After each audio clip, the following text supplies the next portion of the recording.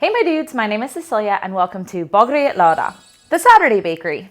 This is the second week of making both pastry boxes and cookie boxes for the Christmas season. Last week was a little bit hectic, but we have a really solid plan in place for this coming week, so I'm hoping that everything will be a little bit more chill. If you're new here, Bageriet Lördag is the bakery that I run from right here in my apartment in Stockholm, Sweden. We sell pastry boxes and each box has 4 pastries in it and the menu changes each and every week. Here's what's on the menu this week. Chocolate mini cakes with dark chocolate namalaka and crushed candy cane, almond thumbprints with cloudberry jam, pepparkaksgifflar, which are Swedish-style gingerbread crescent buns, and Saffransbullar, Swedish-style saffron buns. As I said earlier, we are also selling cookie boxes because what is Christmas without cookies? Each cookie box has 7 different types of cookies. Ja, 7 sorters kakor. And I decided to keep the cookie box menu the same for all 3 weeks because I'm crazy, but I'm not that crazy. Here's what's in the cookie box. Saffransdrömmar, pepparkaksgrisar, hästskår,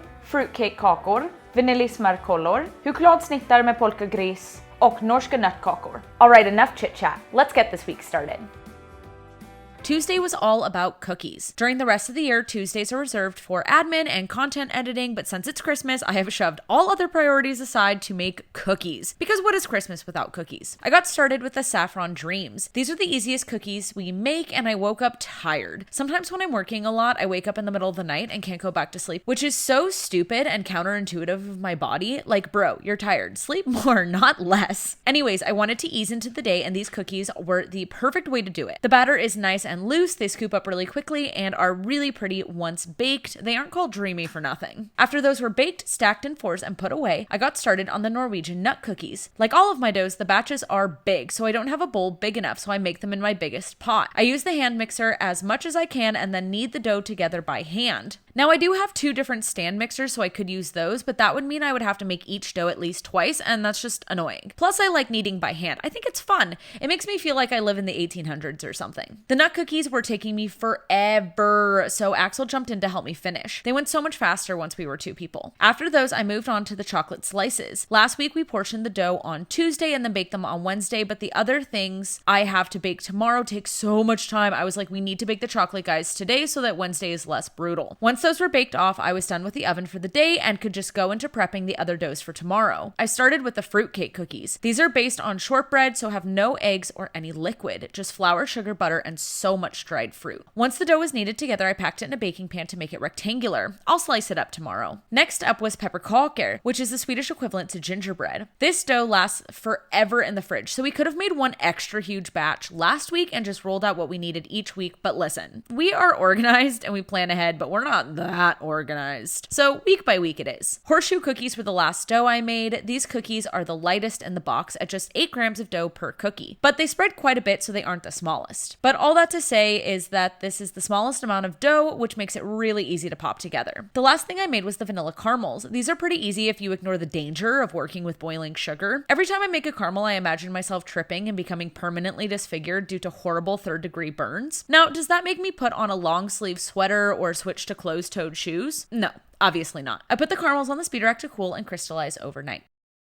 Wednesday was all about baking off all the rest of the cookies and packing up the cookie boxes. I decided to get the most laborious and time-consuming cookie out of the way first, so we started with the pepparkakor. It's not that these are hard to make, it's just that they take a long time. There's a lot of steps. You gotta roll out just a little bit of dough at a time, it has to be really thin, you gotta punch out the shapes, then transfer them to the tray, over and over and over. Fortunately, these are absolutely delicious, so it's totally worth it. Once they were all baked off, I stacked them in 4s to make packing boxes easier later. With those done, I moved on to the horseshoe cookies. Exactly 32 grams of dough need to be rolled exactly 32 centimeters, then cut into 4 equal pieces, so I started by cutting and marking a piece of tape to use as a guide. Axel helped me portion the dough so I could get through it faster, but then I shaped all of them because I think it's really fun. Also, I'm really good at rolling out the dough into long skinny ropes since my fingers are cold and light, as a pastry chef's should be. Axel has big, warm hands, not at all what you want in pastry. I made fork marks in all of the cookies, and once they were were baked off and cooled, I also stacked these in 4s for packing. The last cookie to bake was the fruitcake cookies. I popped them out of the mold and then turned the dough over to Axel so he could slice them with his big sharp knife. I've mentioned this before, but Axel, as a good and proper savory cook, has his own set of knives that are separate from mine. In true pastry chef fashion, mine are dull as shit. Once the fruitcake cookies were all baked off, all we had left to do before packing was wrapping the caramels. We also tag teamed this. Axel cut all of them and I got started on wrapping until he was done cutting, and then he helped me finish wrapping. Finally, it was time to pack boxes. We've been experimenting with which order the cookies should go into the box to make packing as efficient as possible. Today I went with saffron,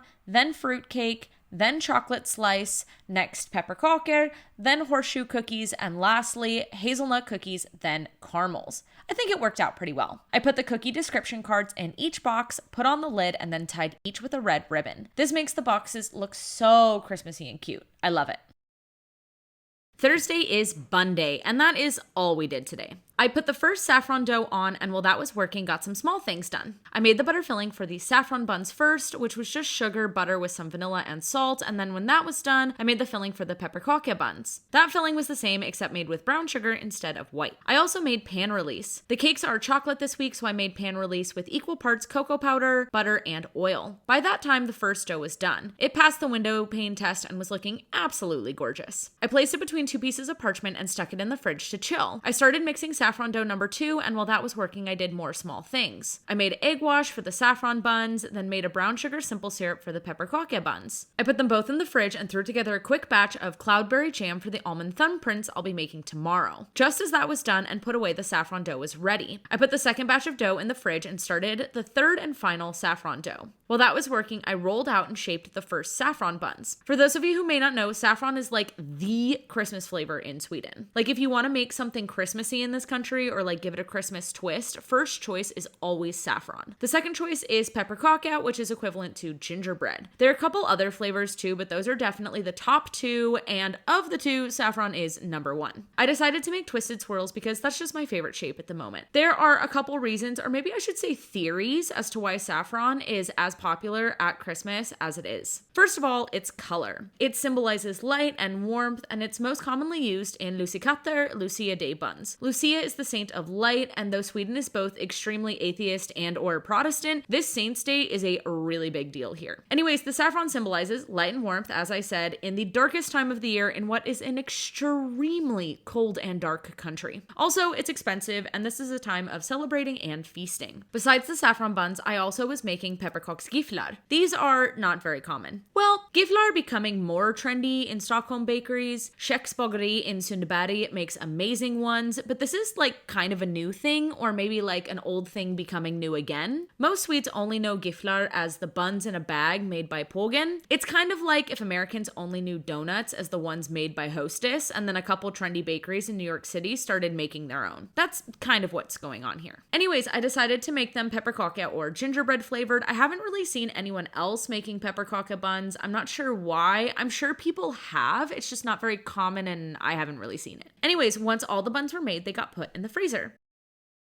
Friday is mini cake day. I got started by brushing all the mini cake molds with pan release. Now, here's a question for you. I used to only have 12 molds, and then through a lot of trials and tribulations, I was able to get my hands on 36 more. My mom brought me them when she visited from the US. I'm going to the US in February, and I'm kind of thinking, do I buy more? In one way, they take up a lot of space. These 48 take up 3 racks on my speed rack. Right now, I'm usually selling between 70 and 95 pastry boxes a weekend, which means that each week I need to brush, fill, bake, unmold, clean, dry, and then rebrush and refill somewhere between 24 and 48 molds every single week. I can fit 12 to a tray and bake 24 in the oven at once, so I'm considering getting 24 molds, but that would take up at least 2 racks on the speed rack. These molds come from Fat Daddy-O's, not sponsored, and are very specific. I can't get them from anywhere else. I need these ones. And also, like, this is still my home, not like a standalone bakery, so I'm not getting another speed rack. I have nowhere to put it. I will be in California for all of February, so I can pick some up then, but it's also like a lot of space in my suitcase, so I'm still on the fence. While I was baking off rounds of chocolate mini cakes, I made dark chocolate namalaka. Namalaka is very similar to a whipped ganache, except that it's made partially with milk or some other liquid, not just cream. It's also stabilized with gelatin. The ganache is split and then brought together. This gives it a really strong emulsion,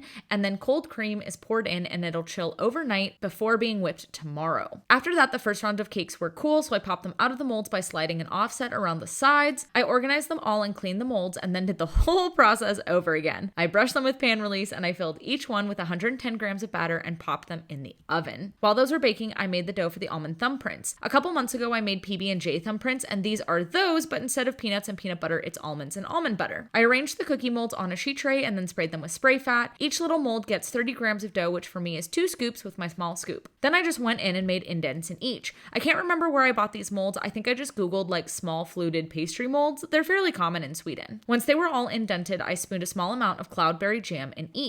There's a Swedish cookie/dessert that is really popular at Christmas. Mandelmuslar med hjortron och grädde. It's like almond cookie mussels, like the seafood, not the body part, but I think boats or thumbprints is like a better translation. Anyways, oval almond cookies that are baked with an indent in them, and then you top them with cloudberry jam and whipped cream, and they are divine. And that's kind of what I was trying to do, like a play on here.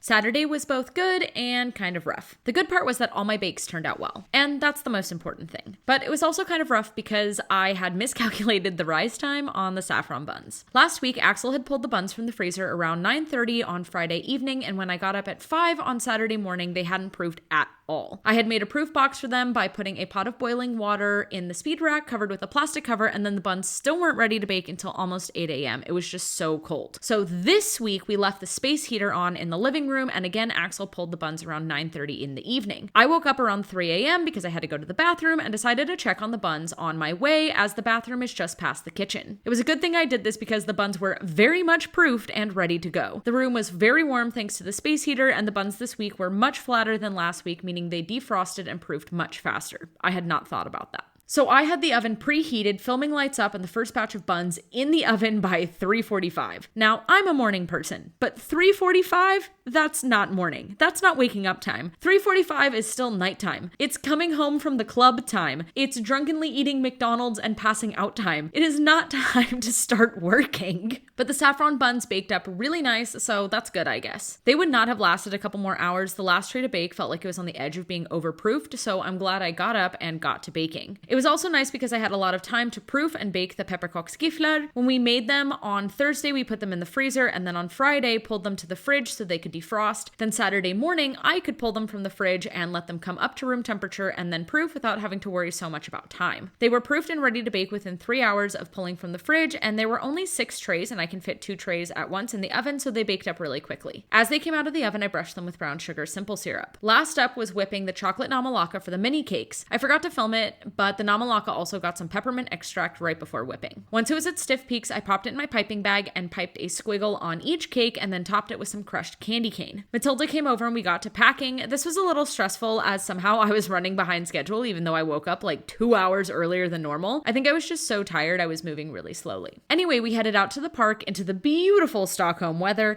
and started handing out boxes.